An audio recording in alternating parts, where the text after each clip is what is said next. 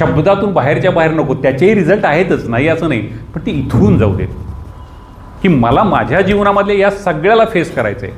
पाऊस पडणार, वादळ येणार. आम्ही काल घरी बोलत होतो, घराच्या बाहेर असं मोठं ब्रासियाचं झाड आहे. इतकं जोरात वारं सुटलं की एक फांदी तुटली आणि प्रचंड पानाशी हालत होती. मी घरी म्हणालो हे चक्रीवादळ आहे म्हणा. केवढं जोरात आहे बघ, म्हणजे अक्षरशः फांदी तुटली त्या ब्रासियाच्या झाडाची. 5 मिनिट चाललं ते. 5व्या मिनिटाला परत शांत. एक पानसुद्धा हललं नाही. त्याच्या आज्ञेशिवाय पानसुद्धा हलत नाही झाडाचं, मी सांगत होतो. माऊलींनी जे सांगितलेले त्याच्या आज्ञेशिवाय पानसुद्धा झाडाचं हलत नाही. 5 मिनिटापूर्वी त्या झाडाची फांदी तोडली, एवढं वादळ, आणि 5 मिनिटात पूर्ण शांत. पानाशी शांत स्थितप्रज्ञ ध्यानाला बसल्यासारखी. मी बघतोय, अरे हे फांदी तोडणार 5 मिनिटापूर्वीचं वादळ हेच का? परत 15 मिनिटांतर सुरू झालं परत ते वादळ. म्हटलं इथं जर सजग होऊन मला त्याचं अस्तित्व जाणवलं की कसा रे गंमत करतोस तू, कुठून वारा आणतोस, कसं समुद्रावरून येतोस, कसं त्या समुद्राचं पाणी कुठं कसं समुद्रात जातं, वाफ काय होती, काय कसं चाललं आहे गंमत तुझी, हे दिसलं ना की माझं दुःख कमी व्हायला लागतं. मनातल्या त्या साठलेल्या गोष्टीत एक एक डिलीट होतात. ओहरे ताल मिले नदी के जल में, नदी मिले सागर में, सागर मिले कौन से जल में, कोई जाने ना. ओहरे ताल मिले नदी के जल में, सूरज को धरती तर. शब्दांचे अर्थ किती छान आहेत बघा. सूरज को धरती तर से, धरती को चंद्रमा, धरती को चंद्रमा, पानी में सीप. शिंपला, सीप म्हणजे पाण्यातला शिंपला कसा तळमळला आहे पाण्यासाठी. पानी में सीप जैसे, प्यासी हर आत्मा, प्यासी हर आत्मा. ओ मितवारे पानी में सीप जैसी, प्यासी हर आत्मा. बूंद छुपी किस बादल में. कुठल्या ढगामध्ये काय ते म्हणजे कोणाला माहिती आहे आपल्याला. बूंद छुपी किस बादल में, कोई जाने ना. ओहरे ताल मिले नदी के जल में. एक दिवस जगत असताना आपण गाणी ऐकतो, मला त्याच्यातून काही सापडतंय का माझ्यासाठी की जे मला परिवर्तित करेल, माझ्या मनातल्या त्या प्रोग्रामला कमी करत नाही, असं काही आहे का? की का मला ते जो जे वांछील तो ते लाहो, असं जगाला जे हवंय, सर्वे भवन्तु सुखिनः म्हणण्यासारखी माझी अवस्था येण्यासाठी मी काय काय करू माझ्या मनावरती? मला राग येतोय, चिंता वाटते, कधीतरी कुठेतरी काही घडलेली गोष्ट आहे भूतकाळात 10-15 वर्षापूर्वी, त्याचं ओझं आजही कशाला घेऊन जगायचं आहे कारण नसताना? एकदा विचारून तर बघू स्वतःला प्रश्न, का मी ते ओझं ठेवलं आहे? कधीतरी माझ्या भावानी, बहिणीनी, आत्यानी, काकानी, मामानी मला लग्नामध्ये अचानकपणे तू बसायचं नाही म्हणून सांगितलेलं, किंवा बसायला या आत म्हणालेलं नाही, गप्पा मारायला बसले तेव्हा मला आठवतं त्यांनी मला यासुद्धा म्हटले नाही सध्या त्यावेळेस. काय गरज आहे त्या गोष्टीची? आता माझं हे खराब व्हायला लागलं ना, माझ्या मनावरचं ते प्रोग्रामिंग आणखीन गडद व्हायला लागलं आहे. मग जावा मी झालो संत, तुम्हाला माफ केलं, क्षमा करून टाकली, जा. असं तर म्हणूयात, स्वतःला भारी म्हणायचं ना, मग असं भारी म्हणूयात, जाऊ तुला माफ केलं, तुला नाही डोक्यात ठेवणार मी, जा तिकडं, असं म्हणून आत्तासुद्धा बरं वाटायला लागेल. गेला तो विषय. मी घरी गमतीच सांगतो, आपण रोजच्या जगण्यात सुसूत्र आणण्यासाठी हा विचार जर करू शकलो तर किती गंमत आहे बघा. मला जर सुसंवाद करता आला, छान बोलता आलं, नाती जोडता आली, तर त्याच्यासारखा आनंद नाही आहे. वसुदैव कुटुंबकम आपलं हे वाक्यच आहे. पण समजा माझी अजून ती अवस्था तयार नाही झाली, तर मला हा विचार तर करता येईल का, 365 दिवसामध्ये खचून माझ्या घरामध्ये किती नातेवाईक येतात? 8, 10, 15 नातेवाईक वर्षभरात म्हणून आमच्या घरी येतात. ते किती दिवसासाठी येतात? 4 ते 5 दिवस ॲव्हरेज.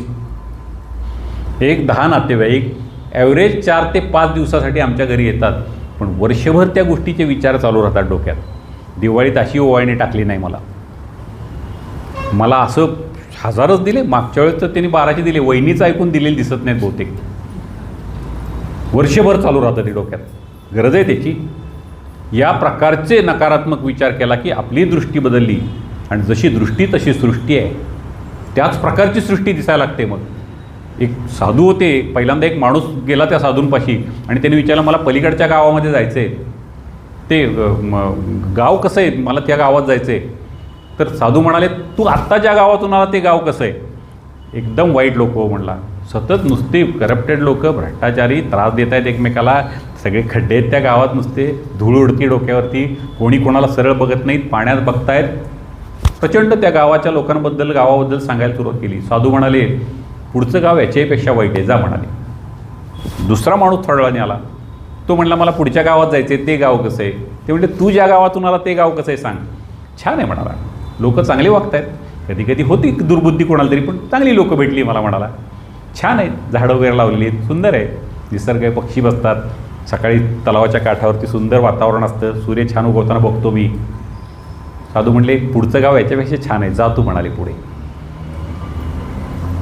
आधीच्या माणसाला त्याची दृष्टी सतत नकारात्मक होती, तर त्याला पुढचं गाव त्याच्यापेक्षा वाईटच दिसणार आहे. आणि याला दृष्टीमध्येच चांगलं दिसतंय, किती छान मॅट आहे समोर, किती सुंदर वातावरण आहे, परमेश्वराची एवढी रूपं समोर आहेत, विविध रूपं, प्रत्येकातून तो अभिव्यक्त होते, ते गुरुतत्व प्रत्येकाच्या मध्ये आहे. हा श्वास याच्यात पण आहे, त्याच्यात पण आहे, त्याच्यात आहे.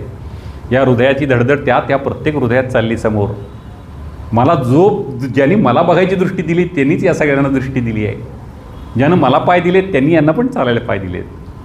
म्हणजे सबका मालिक एक आहे, याचा शोध मला कधी लागणार?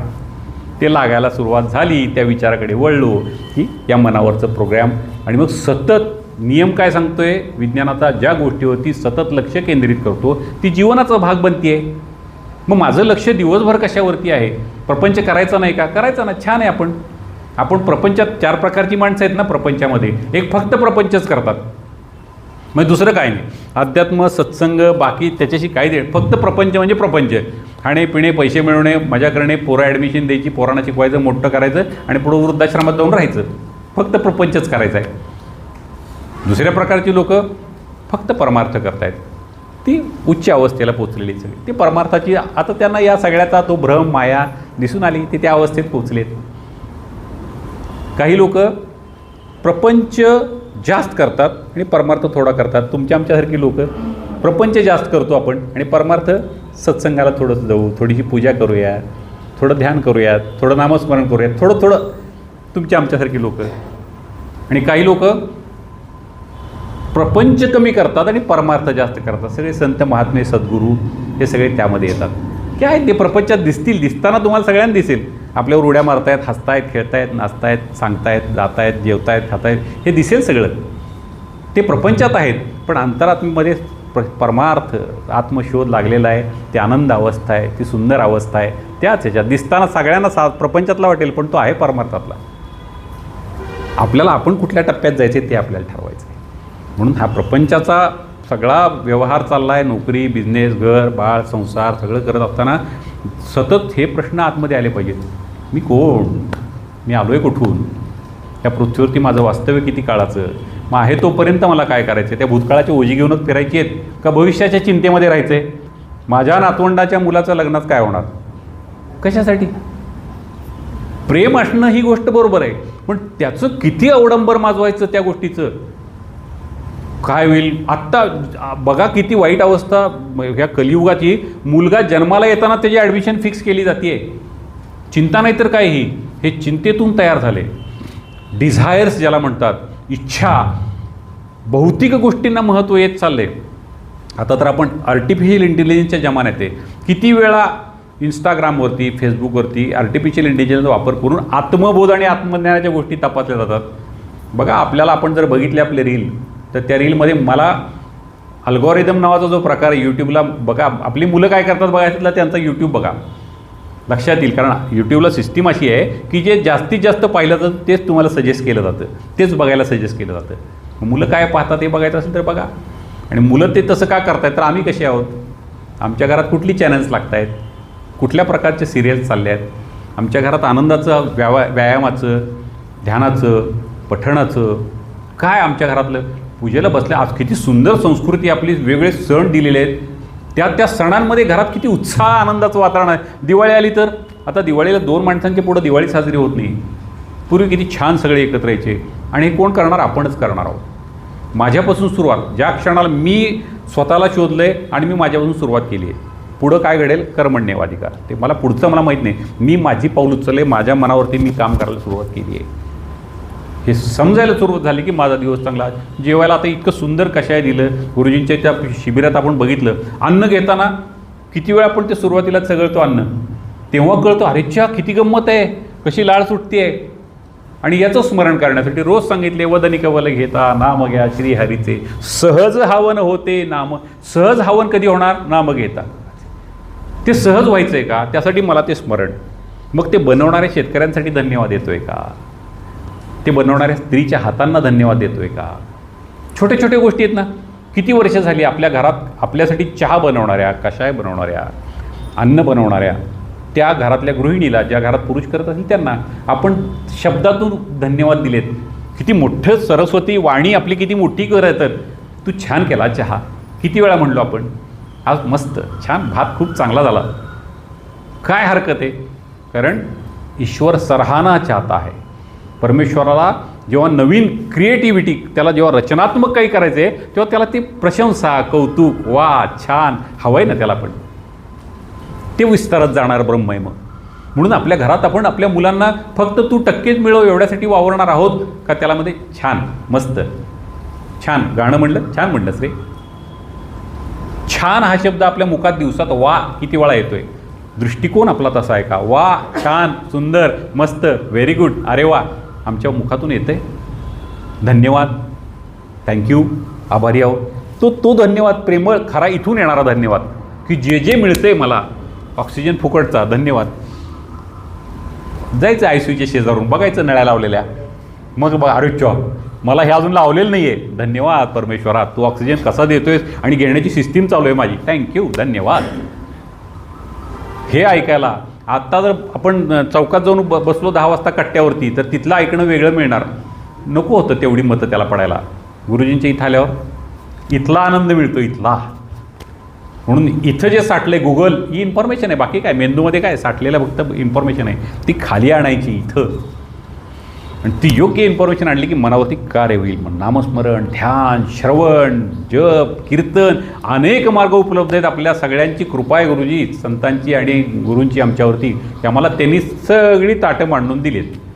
जेव तुला कुठलं जेवायचं, पण मुद्दा लक्षात ठेव, तू स्थिर अवस्थेत आहेस का? 2 वाक्य कमी तुला म्हणता आली तरी चालेल, पण तुला 2-4 दिवसामध्ये एक जागृत दिवस, एक दिवस फक्त, एक दिवस सतत स्वतःला प्रश्न विचारायचा. बुद्धांच्या इथं माशी बसली होती, पटकन त्यांनी डास बसला, त्यांनी पटकन असं मारलं. नंतर लक्षात आलं, ते थांबले आणि मग त्यांनी शांतपणे असं मारलं. शिष्याने विचारलं हे काय केलं तुम्ही? तर त्यांनी सांगितलं पहिल्यांदा जे मी मारलं ती नुसती रिॲक्शन होती म्हणाले. आता मी शांत झालो, सजग झालो आणि मग मी प्रतिसाद दिला. जागृत होऊन मी केलं ते. तसं आंघोळ करताना मी आंघोळीत आहे का प्रश्न विचारूया स्वतःला. जागृत होणं म्हणजे एक सुजाण दिवस. आंघोळ करताना ऑफिसमध्ये जायचं, त्या दुकानाची कुलपं उघडायची, आता खाली गेल्यावर त्या सूर्याने केलं की नाही जेवण कोणाला माहीत, आता तिचं तोंड बघायचं, तो नवरात असला. आंघोळीच्या वेळात हे चाललं आहे. आणि मग गंगा यमुना कुठली काय विसरलोत आम्ही, ओम भूर्भुवः स्वः सगळं विसरून गेलो. किती त्या स्पर्शाचा आनंद जर घेता आला, अरे किती मस्त, मला अजूनही मला त्वचेला स्पर्श होतोय त्या पाण्याचा, किती माझ्यावर कृपा आहे, ती त्वचा बधीर झालेली नाही अजून, छान स्पर्श आहे पाण्याचा, ठंडे ठंडे पाणी से म्हणूयात, काय फरक पडतोय. पण नाही, ही सजगता ठेवूयात. आंघोळीच्या वेळेस आंघोळ करूयात. आता इथं बसलोय, सजगता म्हणजे काय? आता प्रश्न विचारूयात आपण. गुरुजींनी आपल्याला सकाळी 6 ते 8 सांगितले, 6 ते 8 या वेळात गुरुजींच्याच इथे आहोत का आपण?